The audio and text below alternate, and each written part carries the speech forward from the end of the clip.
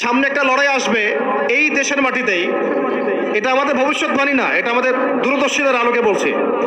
একটা তো লড়াই দেখছেন প্রকাশ্য কুফুরির সাথে তাওহীদের লড়াই। একটা লড়াই দেখছেন না, প্রকাশ্য কুফুরির সাথে কিসের লড়াই? তাওহীদের। সামনে একটা লড়াই দেখবেন মডারেট ইসলামের সাথে প্রকৃত ইসলামের লড়াই। নতুন একটা ব্যাটল দেখবেন সমাজের মধ্যে চলবে, কথায় কলমে, টকশোতে, ময়দানে, ওয়াজ মাহফিলে, সব জায়গায় দেখবেন একটা নতুন ব্যাটল সামনে আসবে। মডারেট ইসলাম মানে সুশীল মার্কা ইসলাম, বুঝেন নাই? সুশীল মার্কা পশ্চিমা আদলের এক ইসলাম, পশ্চিমাদের সন্তুষ্টি মানে সাধনকারী ইসলাম, এবং যে ইসলামটাকে ওরা প্রমোট করবে এর সাথে একটা লড়াই দেখা যাবে যারা নবী মুহাম্মদ সাল্লাল্লাহু আলাইহি ওয়াসাল্লাম এবং সাহাবীদের সেই সিরাতের আদলের ইসলাম মানে, এইটার সাথে একটা কনফ্লিক্ট সামনে দেখবেন আপনারা, দেখে নিয়েন ইনশাআল্লাহ। কারণ আমরা খুব গভীরভাবে অবজার্ভ করছি বিষয়গুলো, যে যারা এতদিন পর্যন্ত সুযোগ সন্ধানী ছিলেন তারা এখন মডারেট ইসলামের দীক্ষায় দীক্ষিত হচ্ছেন। এই ইসলাম দিয়ে আল্লাহর জমিনে দিন কায়েম হবে না। ইসলামে আল্লাহর জমিনে দিন কায়েম করতে হলে সাহাবীদের ইসলাম নিয়ে আসতে হবে বাংলার জমিনে।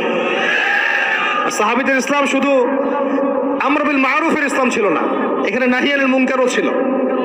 মানে আপনারা হয়তো বুঝে নাই, মানে শুধু সৎ কাজে আদেশের ইসলাম ছিল না, বরং অসৎ কাজে নিষেধের ইসলামও ছিল। শুধুমাত্র আমরা ভালো ভালো কথা বলবো, অন্যায় নিষেধ করব না, শুধুমাত্র তাবলীগের কথা বলবো, আল্লাহর জমিনে দিন কায়েমের কথা বলবো না, প্রয়োজনে আমরা জুলুমের বিরুদ্ধে দাঁড়িয়ে যাব না, জালেমের বিরুদ্ধে প্রতিবাদ করব না, এইরকম ইসলাম, এইরকম মানহাজ দিয়ে আপনি বাংলাদেশের জমিনে দিন কায়েম করতে পারবেন। এখন কথা হচ্ছে, আমি অনেক গভীরে চলে যাচ্ছি। যুবক ভাইদেরকে বলছিলাম যে নামাজের সাথে তেলাওয়াত ধরে রাখেন, আজকার ধরে রাখেন, ওলামায়ে কেরামের সোহবত ধরে রাখেন, এবং প্রকৃত ইসলাম আর এই Protestant version of Islam, moderate Islam, এর পার্থক্য বোঝার চেষ্টা করবেন। ইসলাম শিখবেন আল্লাহ, তার রসুল এবং সাহাবীদের কাছ থেকে। ইসলাম আমাকে পশ্চিমাদের কাছ থেকে শিখতে হবে না, ভারতের কাছ থেকে শিখতে হবে না, এই সুশীলদের কাছ থেকে শিখতে হবে না, এই মুনাফেক মার্কা বুদ্ধিজীবীদের কাছ থেকে শিখতে হবে না। ইসলাম শিখবো কোত্থেকে? সাহাবীদের কাছ থেকে। কাদের কাছ থেকে? এবং সিরাত থেকে আমি দলিল নিব। কোত্থেকে দলিল নিব? সিরাত থেকে, কোরআন থেকে এবং সুন্নাহ থেকে আমি দলিল নিব। আমি পশ্চিমাদের থেকে দলিল নিব না।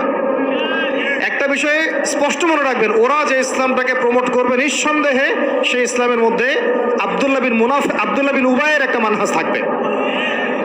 ওদের ইসলামের সাথে আব্দুল্লাহ বিন উবাইয়ের মানহাজ জড়িত থাকবে। খবরদার এই ট্র্যাপে পা দিবেন না, আল্লাহ পাক আপনাদেরকে হেফাজত করেন, আমিন।